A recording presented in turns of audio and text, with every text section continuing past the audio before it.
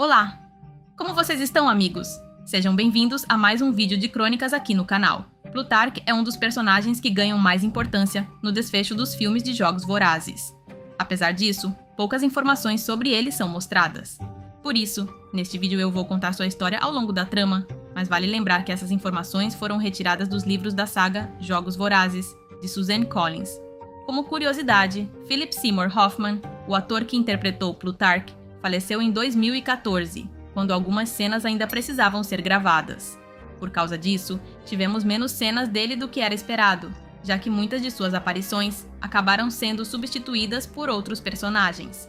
Plutarque nasceu e cresceu na capital, então sua criação foi cercada de luxo e privilégios, assim como acontecia com a maioria dos moradores da cidade. Porém, apesar disso, Plutarque não compartilhava os mesmos pensamentos das pessoas ao seu redor, que viam a tirania da capital e os Jogos Vorazes como algo justo e necessário. No entanto, isso não impediu que Plutarque construísse uma carreira dentro dos Jogos Vorazes, alcançando um cargo entre os níveis mais altos da capital e se tornando, assim, um idealizador dos jogos.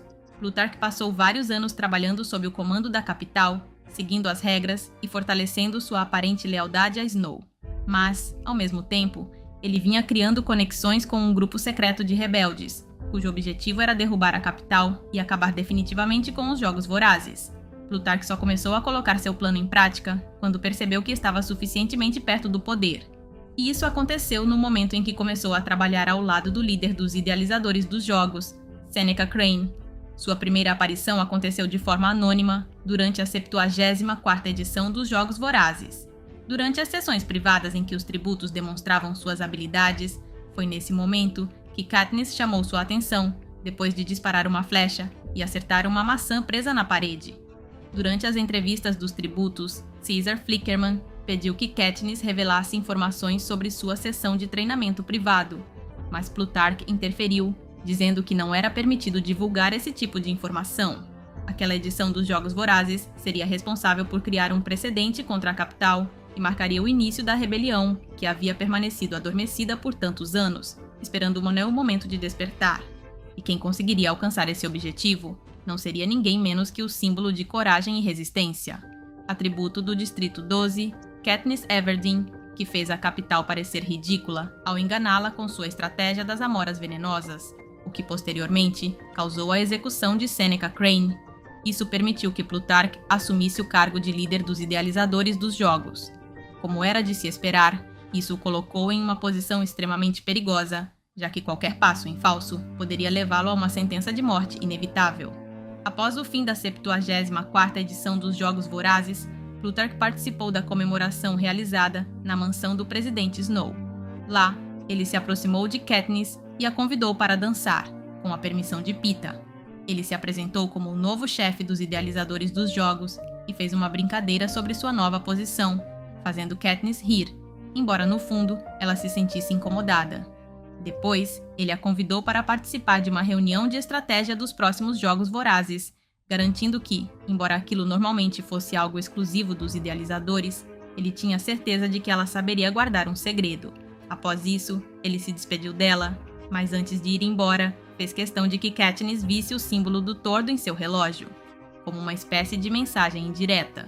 Claramente existia uma intenção escondida por trás daquela conversa: conquistar a confiança de Katniss, mostrando que estava do lado dela e da rebelião através do símbolo do tordo. Porém, a garota não conseguiu entender o recado. Pelo contrário, ela pensou que aquilo era apenas uma moda estranha adotada pelos cidadãos da capital. Ao mesmo tempo, Katniss não sabia exatamente o que pensar sobre ele, pois embora o enxergasse como mais um membro repugnante da capital e dos Jogos Vorazes, sua gentileza e a forma como ele a tratava a deixavam confusa. Ainda assim, ela preferiu acreditar que ele era apenas um homem superficial que se importava pouco com os distritos, assim como a maioria dos habitantes daquela cidade. Depois de assumir seu novo cargo como idealizador dos jogos, Plutarque colocou seus planos de rebelião em prática. Seu primeiro passo foi incentivar Snow a trazer de volta os tributos vencedores das edições anteriores para a 75ª edição dos Jogos Vorazes. Isso não foi apenas um grande avanço para seus planos, mas também fez com que ele conquistasse a confiança do presidente Snow. Durante a 75ª edição dos Jogos, Plutarque fez questão de manter distância de Katniss, tratando-a como os outros tributos, mas ainda assim acompanhando suas sessões de treinamento. Em uma ocasião, enquanto Katniss descansava ao lado de Wiress e Beetee, os tributos do Distrito 3, enquanto ele os observava de longe, Wiress comentou que havia um campo de força entre os idealizadores e eles, algo que Katniss imaginou que certamente havia sido colocado depois do seu feito com a flecha e a maçã. Na verdade, aquilo claramente havia sido outro sinal disfarçado sobre o que aconteceria mais tarde durante os jogos. Katniss, por sua vez, não fazia ideia de que os tributos do Distrito 3 estavam aliados a Plutarch e trabalhando com ele, assim como os tributos dos distritos 4, 7, 8 e 11. Todos estavam dispostos a proteger Katniss, o símbolo da rebelião, a qualquer custo dentro da arena. Mesmo sem conhecer completamente os planos de Plutarch, Katniss conseguiu surpreendê-lo. Durante sua demonstração de habilidades, ela protestou contra a capital, desenhando a cena da morte de Rue, atributo do Distrito 11 que havia morrido na edição anterior, e também o enforcamento do antigo líder dos idealizadores dos jogos, Seneca Crane. Mas Plutarch não protegia apenas Katniss, ele também protegia Peeta, pois sabia que ele seria uma peça importante para sua futura aliança com Katniss e para o papel dela na rebelião. E isso ficou claro quando Meg sacrificou sua própria vida para salvar o garoto dentro da arena, reforçando a lealdade dos tributos aliados a Plutarch, que estavam dispostos a proteger os dois a qualquer custo. Durante os jogos, Katniss percebeu que a arena era um relógio, e algo finalmente começou a fazer sentido para ela, exatamente como ele esperava. Aquele relógio que Plutarch havia mostrado durante seu primeiro encontro na mansão de Snow não tinha sido um gesto sem importância, mas sim uma pista de como a arena funcionaria. Então Plutarch enviou um pão para a arena, como uma forma de informar os tributos aliados sobre o dia e a hora em que deveriam iniciar sua fuga quando a arena fosse destruída. Tudo exatamente como ele havia planejado. Embora nem tudo tenha saído como eles esperavam, mas isso não impediu Plutarch, que aproveitou a oportunidade para tirar Katniss da arena junto com Finnick e Beetee. Quando Katniss acordou, percebeu que não apenas vários tributos tinham trabalhado com Plutarch e faziam parte da rebelião, mas que Haymitch também estava envolvido. Então eles revelaram todo o plano, contando ainda que os distritos haviam se rebelado e que naquele momento estavam a caminho do Distrito 13. A missão desde o início sempre foi tirar Katniss viva da arena, já que ela representava o símbolo mais poderoso da rebelião. No entanto, tudo saiu do controle quando Katniss descobriu que Peeta havia sido capturado pela capital, fazendo com que eles fossem obrigados a sedá-la. Assim que chegaram ao Distrito 13, Plutarch começou a planejar seu próximo movimento ao lado da Presidente Coin. O plano era apresentar Katniss publicamente como o rosto da rebelião, como o tordo, e mostrá-la dessa forma para toda Panem. Depois de ver Peeta na televisão sendo entrevistado por Caesar Flickerman, Katniss aceitou se tornar o tordo, mas com várias condições, entre elas que permitissem que ela saísse para caçar na superfície, junto com Gale, que, por sinal, havia permanecido ao lado deles durante todo aquele tempo, com uma leve suspeita de que algum romance estava surgindo entre os dois jovens. Plutarch disse a ela que, na verdade, seria melhor continuar mantendo a imagem de seu romance com Peeta e fazer as pessoas acreditarem que Gale era apenas seu primo. Mais tarde, Katniss e Gale encontraram a equipe de preparação de Katniss trancada em uma sala, espancada e bastante ferida, pois tinham sido presos por roubar comida. Plutarch claramente ficou confuso, já que não tinha nenhuma relação com aquela situação, então ordenou que fossem libertados. Katniss, no entanto, viu aquilo como um sinal claro de que a Presidente Coin estava enviando uma mensagem, deixando claro que, se eles não seguissem suas regras e as regras do Distrito 13, teriam que enfrentar as consequências. Durante o tempo em que estavam no Distrito 13, Plutarch ficou responsável por criar uma série de propagandas que ajudariam a incentivar os ataques rebeldes nos distritos, conquistando, assim, o apoio dos cidadãos de Panem contra a capital. Mas quando tentaram colocar esse plano em prática, acabou sendo um verdadeiro desastre. Katniss nunca tinha se dado bem com as câmeras, e isso era algo que não havia mudado. Plutarch, na verdade, gostava de pensar que ela tinha nascido para aquilo, já que possuía um carisma natural que encantava todos ao redor dela, mas ela não conseguia atuar. Então Haymitch sugeriu colocar Katniss nas ruas, e Plutarch concordou imediatamente, mas acrescentou um detalhe extra. A garota deveria anunciar que havia perdido sua gravidez por causa de um aborto espontâneo.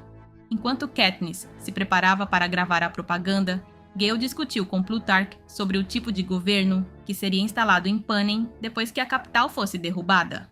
Plutarch, que não parecia considerar nada como garantido, disse que a ideia era criar um sistema de democracia representativa, em que cada distrito teria um líder participando de um governo centralizado, uma ideia que foi apoiada por Katniss antes de a garota aparecer nas telas. Plutarch informou que havia colocado em um de seus bolsos um veneno poderoso que ela poderia tomar caso fosse capturada pela capital. Esse veneno recebeu o nome de Nightlock, em referência às amoras venenosas que ela havia ameaçado comer durante os jogos. Enquanto Katniss cumpria sua missão, eles foram atacados, e Plutarch ordenou que ela procurasse abrigo, mas ela decidiu ir ajudar um hospital que havia sido bombardeado. No entanto, isso acabou permitindo que conseguissem imagens muito boas que mais tarde seriam usadas na propaganda do Tordo. Apesar disso, Plutarch decidiu manter aquele ato de desobediência de Katniss em segredo e não contar nada a presidente Coin, já que, depois do incidente com a equipe de preparação de Katniss, ele começava a desconfiar dela. Finalmente, Plutarch decidiu resgatar Peeta da capital, e a missão acabou sendo um sucesso, pois também conseguiram libertar Johanna e Annie.